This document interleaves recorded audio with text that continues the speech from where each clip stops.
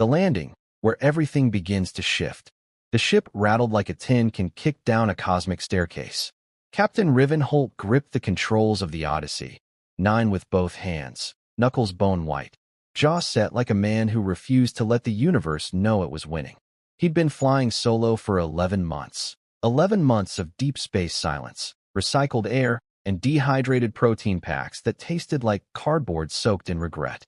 But none of that mattered now, because through the cracked viewport, glowing like a fever dream, was Volundra. The planet pulsed with bioluminescent light, swirling amber and violet beneath a sky crowded with 3 moons. Every scientific report he'd studied called it potentially hospitable. The real explorers who'd come back, the few who had, called it something else entirely. They called it alive. Riven didn't believe in superstition. He believed in data, in calibrated instruments, in the cold logic of exploration contracts.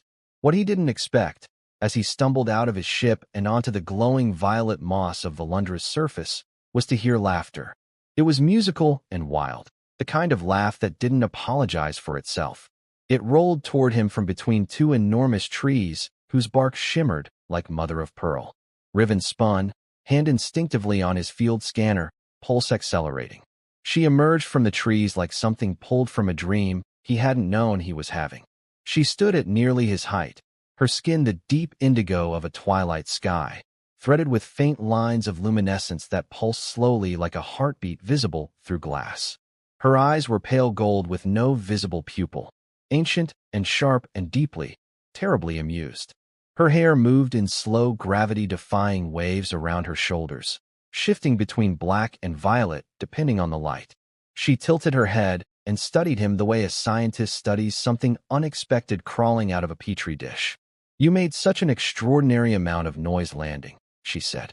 Her voice was low, fluid, each syllable carrying a weight that seemed to press gently against his sternum.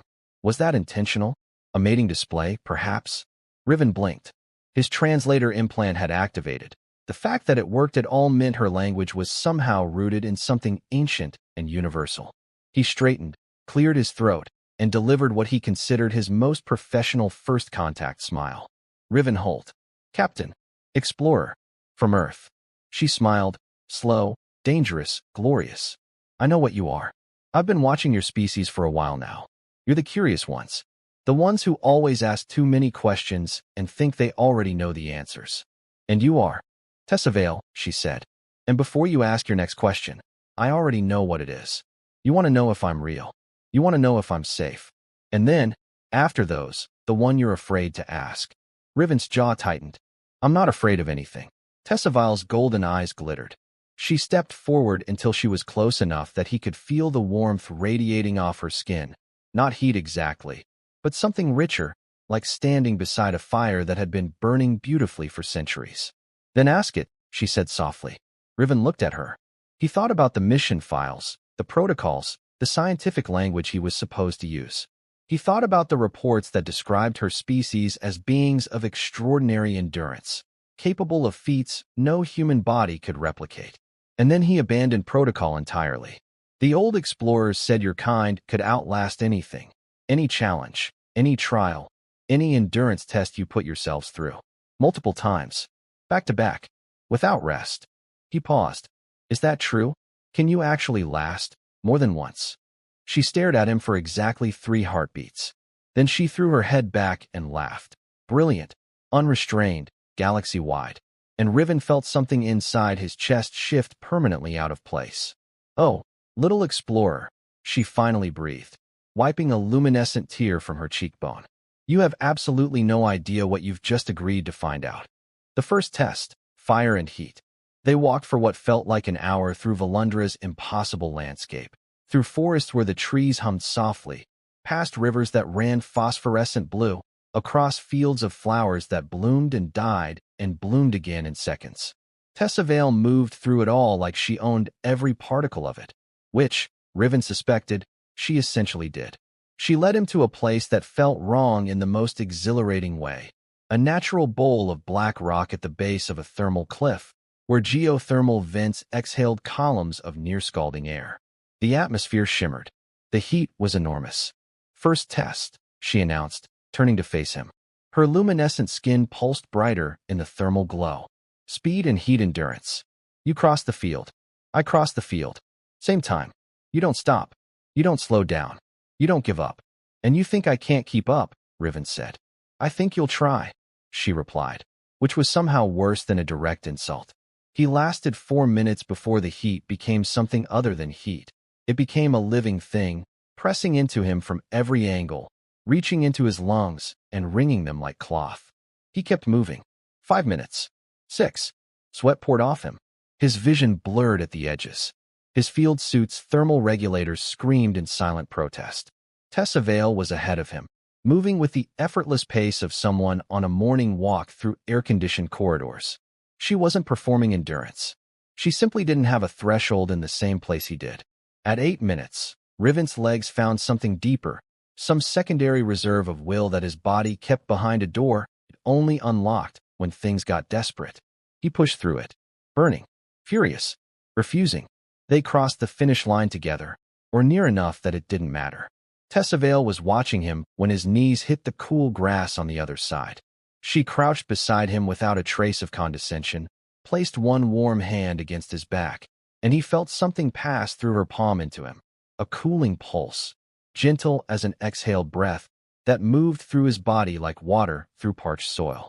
The exhaustion didn't disappear, but it retreated enough that he could breathe. He started.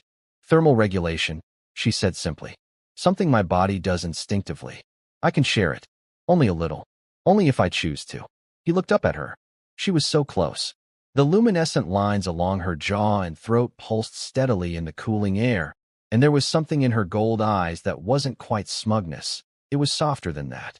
Closer to interest. Why would you share that with me, he asked. She tilted her head.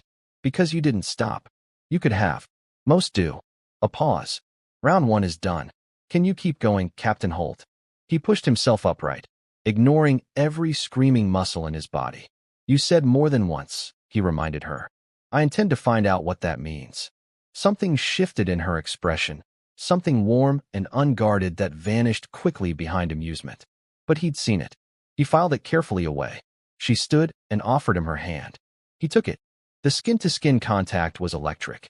Not violently so, but persistently, like a current that had decided to make a home between their palms. She noticed. She didn't pull away.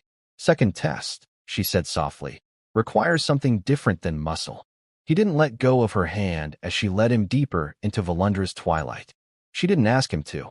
The second test, mind and intimacy. The chamber she brought him to was carved into living rock and lit entirely by glowing organisms embedded in the walls. Thousands of small, luminous creatures pulsing in slow, synchronized rhythms. The air inside was different, cooler, sweeter, charged with something ionized and intimate. At the center stood a platform of smooth obsidian, covered with an arrangement of objects whose purpose wasn't immediately clear. Some were geometric, some biological, seed-like structures beside angular crystals beside something that appeared to breathe. The second test, Tessa Vale said, is not about your body.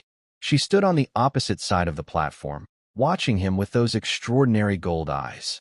It is about pattern recognition, about trust, and about what happens when you have to rely on someone you do not yet know if you can rely on. Riven studied the objects. What's the test exactly? We solved the sequence together, she said. But the sequence is not visible to either of us alone. It is divided. Half can only be perceived by you. Half can only be perceived by me. We must communicate what we perceive, trust the other's perception, and complete the pattern. Her eyes held his, without being able to verify if the other is telling the truth. He understood immediately. This wasn't a puzzle. This was a lesson in vulnerability. They worked in near silence for a long time, voices low, movements careful. He described what he saw in the objects from his side. She described what she perceived from hers. Slowly, piece by piece, a pattern began to emerge. Something too complex to be accidental. Something that felt almost biological in its logic, like the rhythm of a living system. Twice, Riven second-guessed himself and stopped mid-sentence. Both times, Tessa Vale waited without rushing him. Gold eyes steady, expression patient in a way that felt genuinely ancient. And then they made contact without planning to. He reached across the platform to adjust one of the objects at the same moment she did, and their fingers touched over the breathing seed structure. The sensation was extraordinary, a bloom of warmth that traveled up his arm and settled in the center of his chest, radiating outward in waves. Her breath caught audibly. "What was that?" he said, voice lower than he intended. "Valundra recognizes resonance between beings," she said. She hadn't pulled her hand away. His fingers remained lightly over hers. "The planet's organisms respond to it. They amplify it." A pause. "It happens rarely. Between my kind, it takes years of trust to generate." He looked at her. "And between us?" 3 hours, she said quietly. Something in her voice had changed. The teasing edge was gone, replaced by something more truthful. "That has never happened before." The pattern completed itself between them in that moment of contact. The objects rearranged by some mechanism within the platform, locking into a configuration that emitted a soft, resonant tone. They had solved it. Together. But neither of them moved their hands away. In the warm glow of the chamber's living walls, Tessavail looked at Riven with an expression she hadn't shown before. Open, uncertain, a little undone. He recognized it because he felt it in his own chest like a second heartbeat beginning. "I didn't expect this," she admitted. "Neither did I," he said. She turned her hand slowly until her palm was against his. Her fingers curled around his knuckles. The luminescent lines across her skin brightened gently, an involuntary biological response that she seemed unable to suppress. And based on the way she bit her lower lip, she was aware of it. "Third test," she said, her voice barely above a whisper now. "And Riven, this one is the hardest. The third test, what cannot be taken back." The third test had no arena, no thermal field, no obsidian platform. Tessavail walked him to the edge of a luminescent lake at the base of Valundra's tallest moon-facing ridge and sat down on a flat rock overlooking the water. She patted the space beside her. He sat.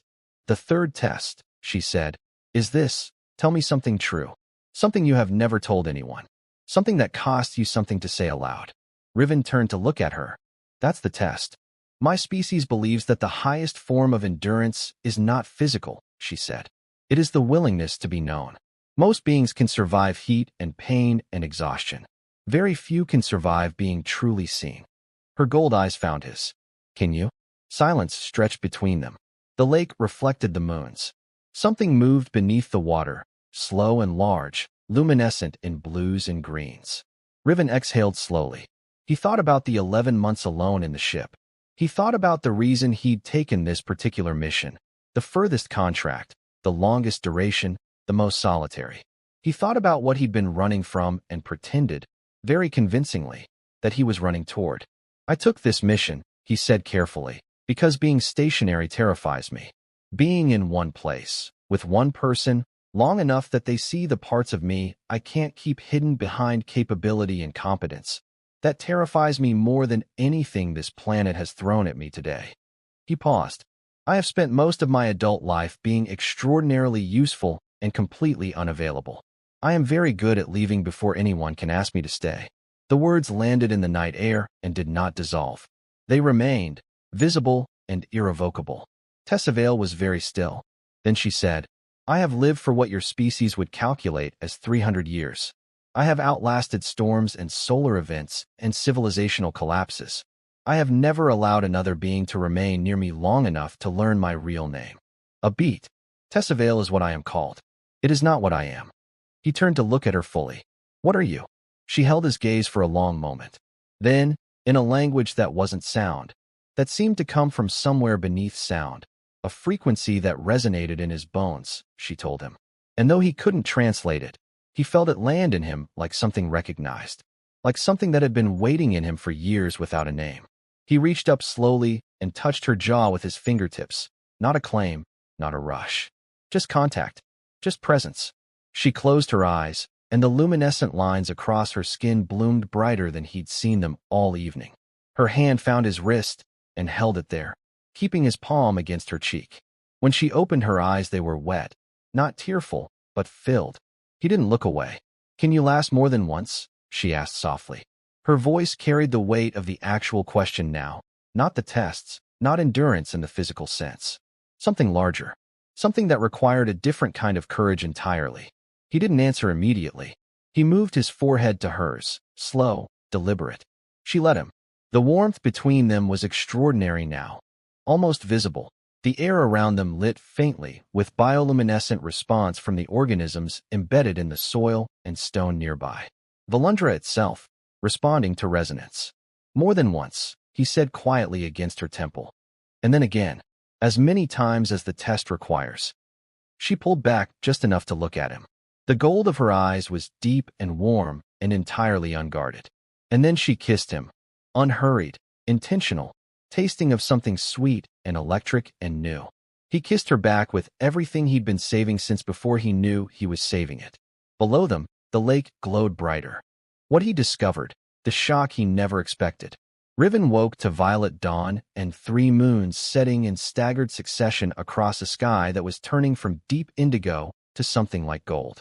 He was lying in the living moss of Valundra's ridge, and beside him, one warm hand resting over his chest, was Tessavale, eyes open, watching the moons descend with an expression that contained centuries and something considerably younger. "You're still here," she said. "Where would I go?" he replied.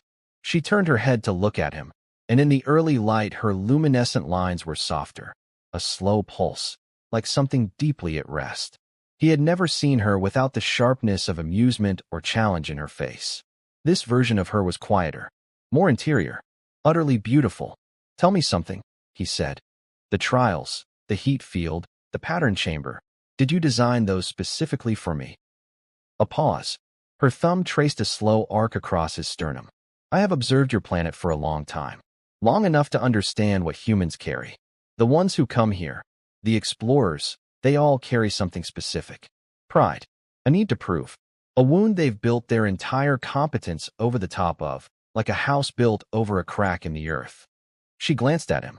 "I designed the trials for what the being needs, not what they think they're being tested on." He was quiet for a moment. "So the tests were never really about endurance." "They were entirely about endurance," she said. "But endurance of a particular kind. The kind that requires you to remain present, to not retreat into function and capability when things get real." A pause. "You are extraordinary at surviving, Riven. Most humans are. You are less practiced at existing." The accuracy of that landed like something he'd already known and never allowed himself to hear. "What happens now?" he asked. Tessavale sat up slowly. The dawn light caught the planes of her face and the moving darkness of her hair, and she looked like something from the oldest part of the universe, which, in some ways, she was. She looked down at him with those gold eyes that held neither agenda nor performance. "That depends entirely on you," she said. "I told you last night something I have not told another being in 3 centuries. The resonance between us is real. Valundra does not fabricate that. What grows from it, or doesn't, is a choice." She tilted her head. "I do not make that choice for you." Riven pushed himself upright. He thought about his ship. He thought about the return coordinates loaded into the navigation system. He thought about 11 months of solitary flight, and the mission contract that had 3 weeks remaining and an extraction window that was already scheduled.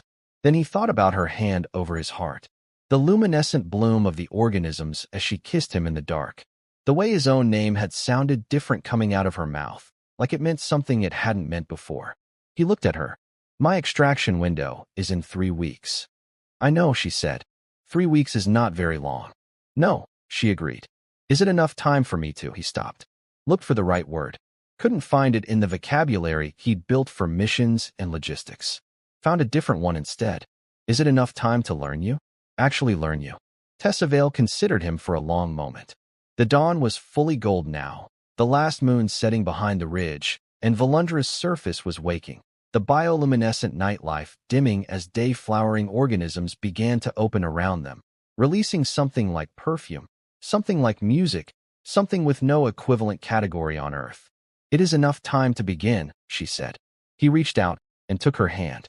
The current between their palms was immediate, warm, alive, deeply recognizable. Her fingers closed around his without hesitation this time. The real shock, the one she'd promised him on the first night, the one buried under all the tests of fire and pattern and truthfulness, wasn't that she could endure more than once. It wasn't her 300 years or her ability to share warmth like breath. or the fact that she had his name already memorized when they met. The real shock was simpler and larger than all of that. He had crossed the furthest distance a human had ever traveled from Earth, landed on a planet that existed at the edge of what his species thought possible, been laughed at by a woman made of starlight and ancient patience, and discovered, finally, that the thing he had been running from his entire adult life was not a trap. It was a destination. And he had, against every odd and every instinct and every carefully constructed wall inside him, arrived.